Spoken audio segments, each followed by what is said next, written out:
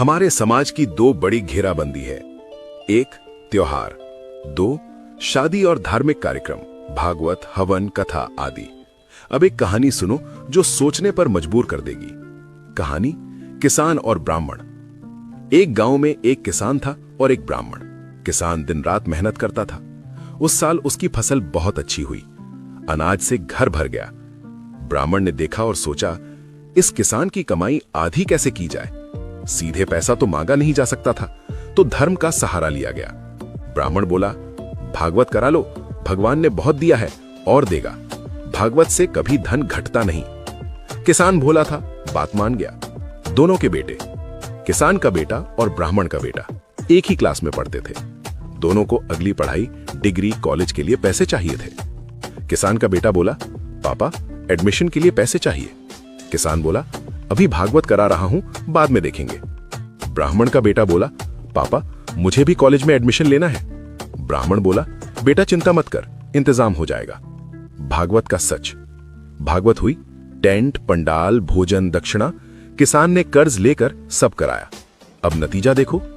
किसान बोला, बेटा इस साल पैसे नहीं है, अगली साल पढ़ लेना। घीरो। किसान की पूरी कमाई भागवत में चली गई। बेटा पढ़ाई से वंचित रह गया। दूसरी तरफ ब्राह्मण बोला, बेटा ये पैसे लो, भागवत से कुछ कमाई हो गई थी। घीरो। ब्राह्मण का बेटा डिग्री करता है, आगे चलकर कलेक्टर, अफसर बनता है। और किसान का बेटा? घीरो। वही खेत में मजदूरी, वही हालात जो उसके पिता के थे। असली सवाल, अब बताओ, डीजे भागवत का फल किसे मिला? किसान को? नॉट। किसान के बेटे को? नॉट।